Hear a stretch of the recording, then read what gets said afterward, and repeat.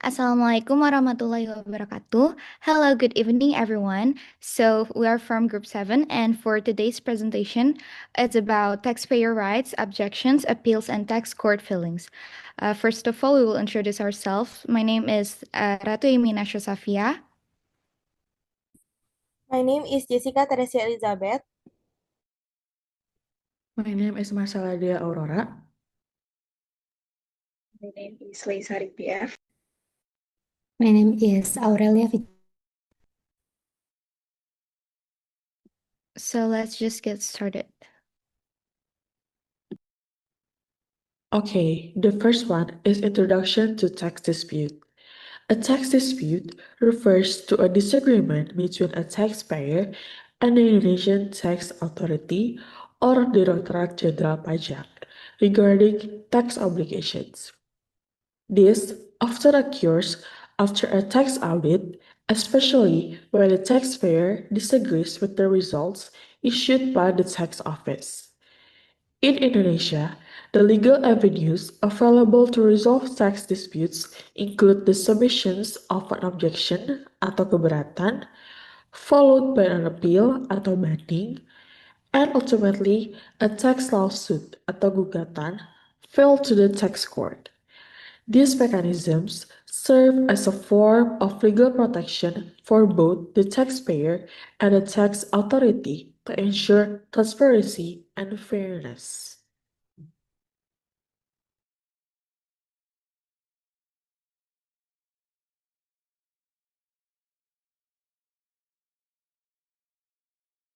Let me now explain the legal nature of tax dispute resolution.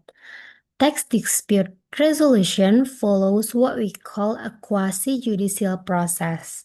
This means that although it is not traditional court process, it still mirrors the structures and standards of the general judicial system. The purpose is to ensure due process of law when taxpayers and tax authorities are in conflict. These are three main parties involved in this process. First, the plaintiff, who is usually the taxpayers. The taxpayers may file a dispute because they disagree with a tax assessment or decision made by the tax authority. Second, the defendant, which is the Directorate General of Taxes or DJP. The DJP represents the government and is responsible for defending the tax decision. And third, the judges. These judges are independent from the DJP. They are appointed specifically to oversee tax dispute, and they make decisions based on tax laws and evidence presented in court. Now, let's talk about the key legal characteristics of the system. First is a transparent process. This means that all parties have equal rights to present their arguments, submit evidence, and respond to each other's claim in an open and fair environment. Second, the process is rule-based. The judges do not decide based on personal opinion. Instead, they strictly follow existing tax law, procedures, and legal principle. Third, the court must remain impartial. This means it cannot take sides and must treat both the taxpayer and the tax authority equally under the law. The overall purpose of this legal framework is very important. It aims to protect the rights of taxpayers, so they do not feel powerless against the government. It also can help to maintain public trust in the tax system by showing that tax disputes are handled fairly.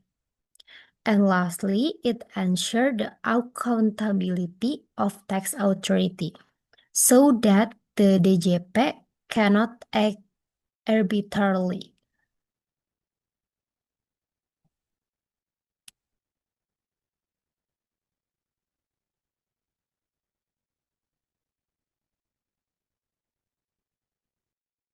Let's begin with the first step in the formal tax dispute process. It's called objection or keberatan imbas. This is regulated under Article 25 of the General Taxation Law. And what is objection? Objection is a written request filed by a taxpayer or tax withholder or collector to the Directorate General of Taxes or DGT, asking them to re-examine a tax assessment or collection decision, such as a tax assessment letter, SKPKB, SKPKBT, or etc. And who can file? The right to file an objection belongs to taxpayers, tax withholder, or collectors who disagree with the contents of a tax decision made by the DJP. And the requirements to be valid, there are a few strict requirements. The objection must be submitted in writing using proper Indonesian language, and then it must be filled within 3 months after receiving the tax assessment, and taxpayer must first pay the accurate or the undisputed portion of the tax. And the last one is the objection must include clear arguments, reasons, and supporting evidence or documents.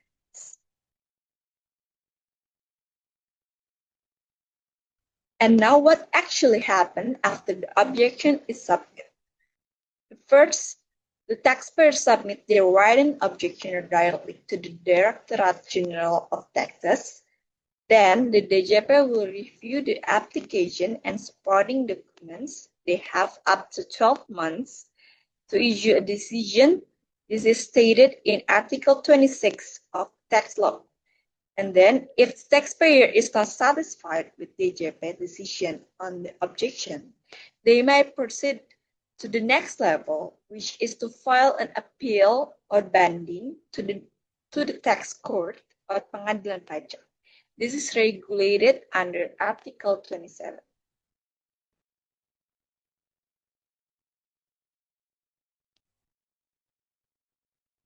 So now let's move on to the tax appeals.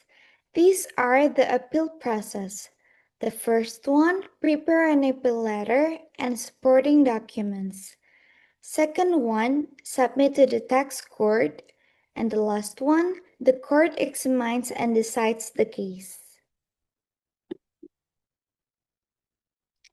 So the first one, prepare an appeal letter and supporting documents. The taxpayer or individual or business who disagrees with the tax decision, example, tax audit results, tax assessment, or fines, must first draft a formal appeal letter. Included documents may be original tax assessment notice, financial statements, proof of tax payment, legal basis or reasoning for the appeal. The second one, submit to the tax court. Once the appeal package is complete, it must be filed with the tax court or pengadilan pajak in accordance with the country's legal procedures. There is usually a time limit for submitting the appeal. Example, 3 months from the date of the tax decision. Submission might be physical or online depending on the jurisdiction. And the last one, the court examines and decides the case.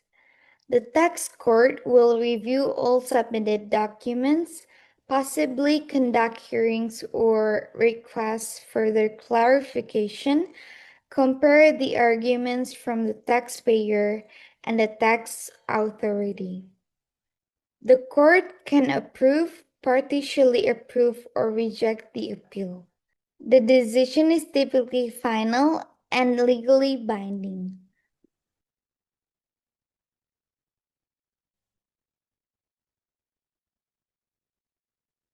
Now let's continue to step 3 of tax dispute resolution process, which is litigation at the tax court. At this stage, the dispute is handled by a specialized judicial body called the tax court. It is important to know that this court is completely independent. It does not belong to the Directorate General of Taxes, and it also separate from the Ministry of Finance. This guarantees that the court can make natural and unbiased decisions. The tax court handles two main types of cases. First, it deals with appeals, which are usually filed by taxpayers who are not satisfied with the decision made during the objection phase.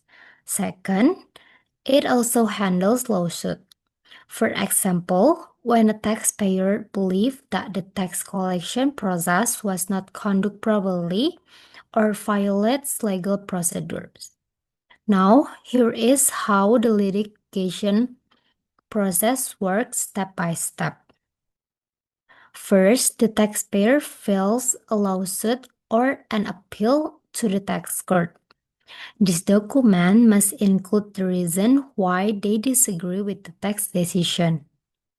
Then the second one, the tax court sends a notification for Directorate General of Taxes, and the DJP is required to submit a written response. 3. After that, the court holds open hearings. These hearings are accessible to the public and both parties are present.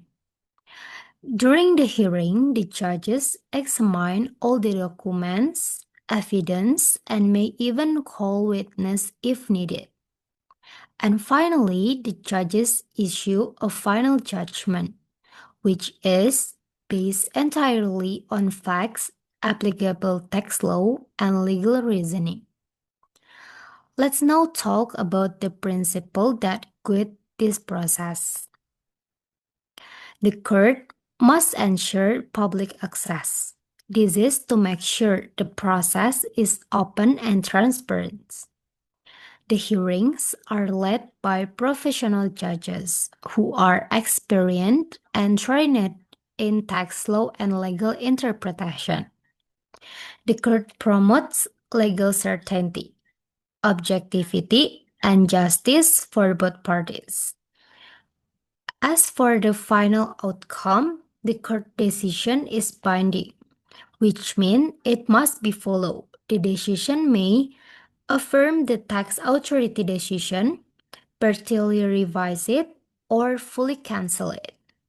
However, if any party is still not satisfied, they can file a cassation to the Supreme Court of Indonesia under certain conditions, especially if they believe that the law was applied incorrectly by tax court.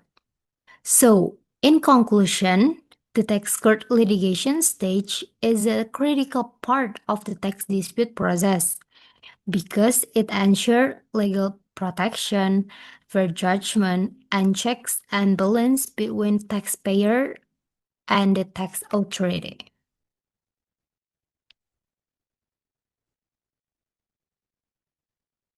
Now, to make us understand a little bit better about the flow of the tax dispute, we present it as an example case form.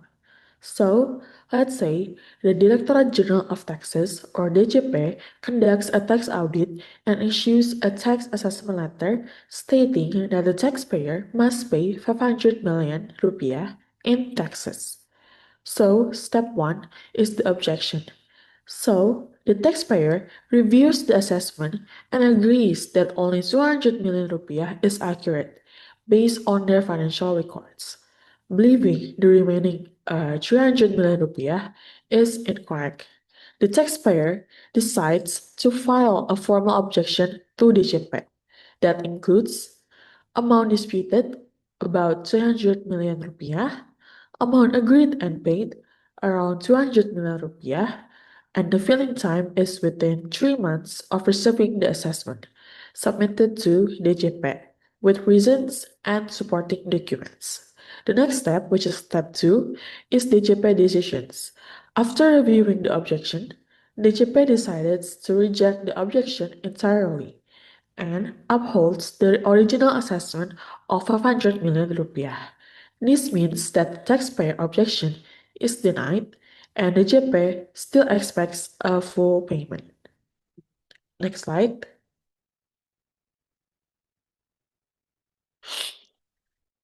Is step 3, which is the appeal to tax court. Since the taxpayer disagrees with DJP's objection decisions, they file an appeal to the tax court within 3 months. That includes the taxpayer presents detailed evidence to support their claim that 200 million rupiah is correct, and DJP defends its positions and presents counter-arguments. The last step, which is step 4, is the tax court decisions. After examining the arguments and evidence from both sides, the tax court rules that the actual tax owed is 300 million rupiah. This means that the court partially agrees with both parties. The first one is more than the taxpayer claim, which is 200 million rupiah, and the second party's is less than DJP's claim, which is 500 million rupiah. The final results, taxpayer must pay 300 million rupiah in total, and since they already paid 200 million in the front at first, which is the agreed portion, they now owe an additional 100 million rupiah. The remaining 200 million rupiah is from the DJP original claim that is cancelled by the court.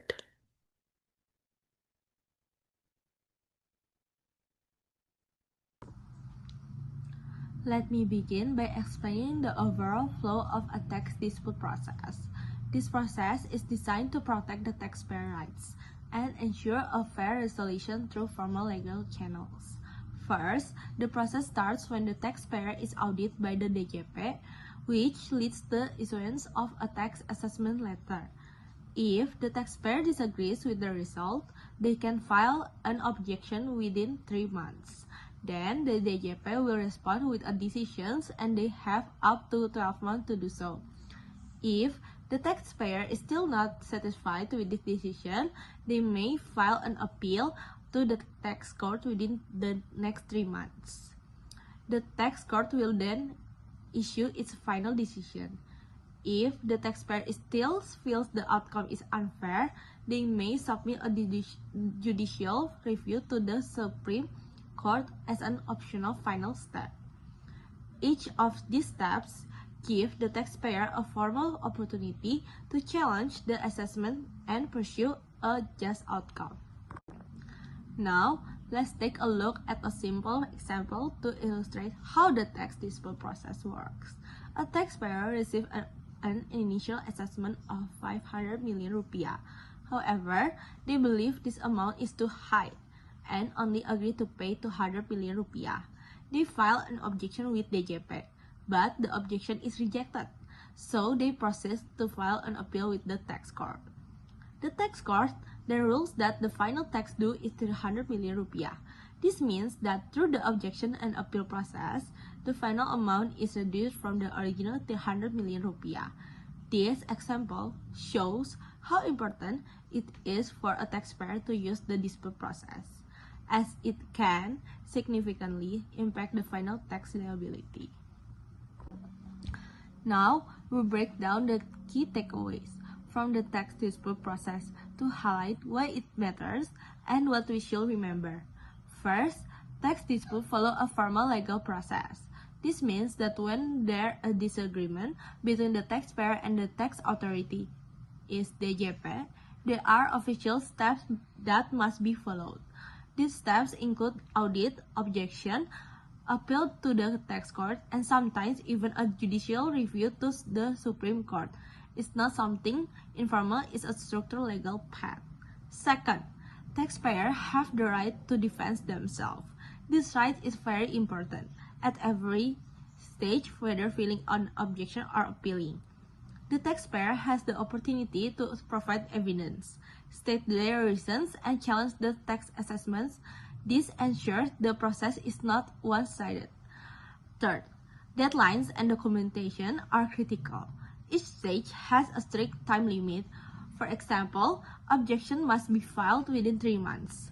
If a taxpayer misses the deadline or doesn't provide the right documents, their case might not be accepted. That's why accuracy and timeliness really matter. Lastly, the main goal is fairness. This whole system exists to make sure that tax laws are applied fairly and consistently, protecting both the government interests and the rights of taxpayers. It's about balance, not just informants. Alright, that's the end of our group presentation on the tax dispute flow. We hope our explanation made the process clear, from how objections work to how appeals can help taxpayers seek fairness in their tax obligations. Thank you so much for listening. If there are any questions or feedback, feel free to ask. We're happy to answer.